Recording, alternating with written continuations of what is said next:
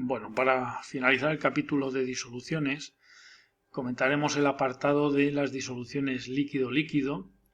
Lo más interesante de estas disoluciones es que tanto el disolvente como el soluto son volátiles, se evaporan. Este tema pues tendría interés sobre todo para los estudios de destilación, no solamente de destilación de disoluciones alcohólicas o etanólicas, sino sobre todo en el caso de la ingeniería química, pues para las destilaciones del petróleo, para obtener las distintas fracciones como gasolinas, diésel, gasoils, fuel oils, alquitranes, etcétera, etcétera.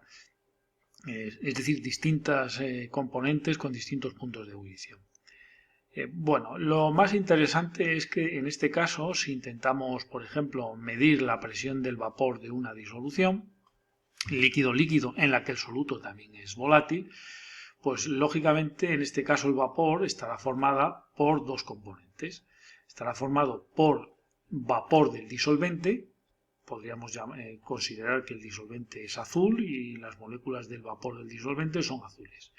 Pero el soluto, imaginaos que el soluto es etanol, estos puntos rojos, el soluto está disuelto en el agua, estos puntos rojos, pero el etanol también se evapora, con lo cual en el vapor de la disolución aparecerán moléculas de etanol en estado gas.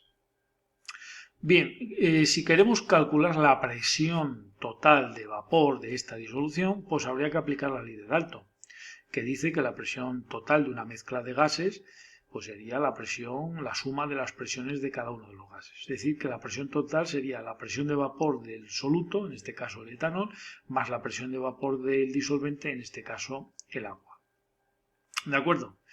Entonces los cálculos van a ir enfocados a averiguar fracciones molares del soluto en el líquido y en el vapor. Y sobre todo conectarlas, relacionar la fracción molar del soluto en el líquido con la fracción molar del soluto en el vapor. Relacionar ambas fracciones molares y ver qué conexión hay, qué relación hay.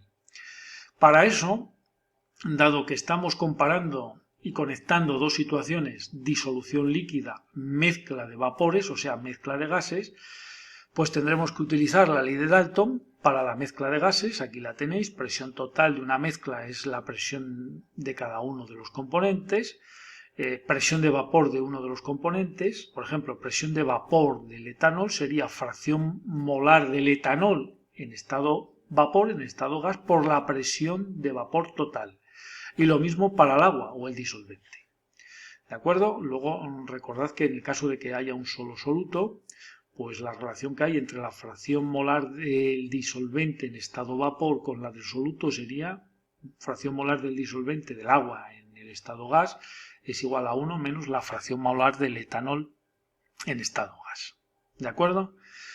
Por un lado entonces tenemos la ley de Dalton aplicada al vapor y por otro lado a la disolución líquida, pero conectada también con el vapor tenemos la ley de Raoult. La ley de Raoult relaciona propiedades de la disolución líquida con magnitudes del vapor. Por ejemplo, la presión de vapor del etanol está relacionada con la fracción molar del etanol en el líquido, ¿de acuerdo? A través de dicha fracción multiplicada por la presión de vapor del soluto puro. Aquí me he olvidado del soluto, pero sería presión de vapor del etanol, soluto puro.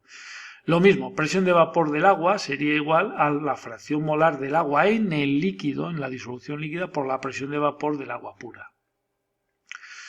Por otro lado, la presión de vapor total, según Dalton, pues es la suma de las presiones de vapor.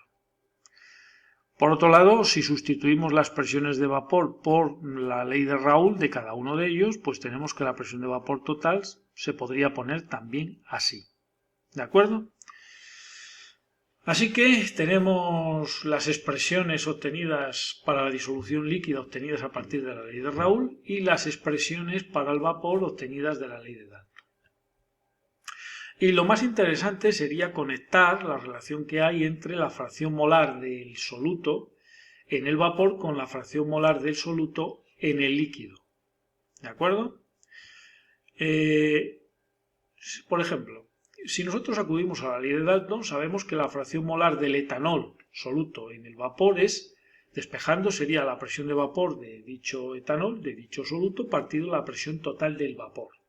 ¿De acuerdo? Presión total del vapor. Y vamos a aplicar luego a cada una de estas expresiones de las presiones la ley de Raoult. La presión, porque tenemos que conectar la fracción molar del etanol en el vapor con la fracción molar del etanol en el líquido. Bueno, la presión de vapor del etanol sería, según la ley de Raoult, su fracción molar en el líquido por la presión de vapor del etanol puro a dicha temperatura. La presión total de vapor sería la del soluto más la del disolvente, es decir, la del etanol más la del agua, sustituyendo cada expresión por su correspondiente ley de Raoult. Entonces, para el etanol de nuevo repetimos la ley de Raoult y para el disolvente la ley de Raoult diría que la presión de vapor del agua sería fracción molar del agua, disolvente, en el líquido por la presión de vapor del agua pura.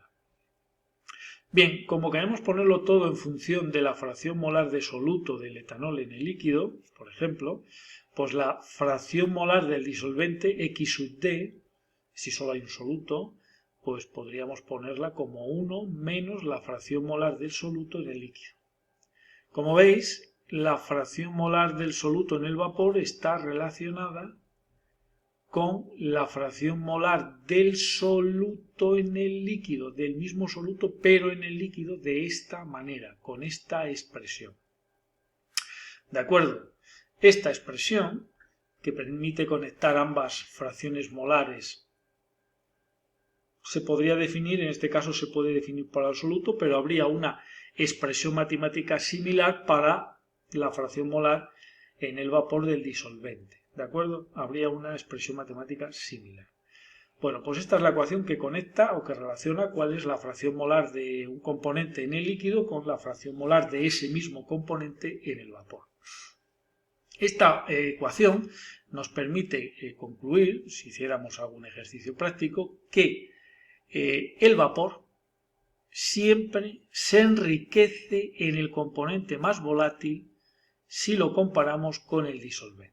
Es decir, si la composición, si lo comparamos con la disolución líquida, el vapor siempre es más rico en el componente más volátil que la disolución líquida. Por ejemplo, si la fracción molar de etanol en el líquido fuese 0,5, resulta que en el vapor la fracción molar de ese mismo etanol sería más de 0,5.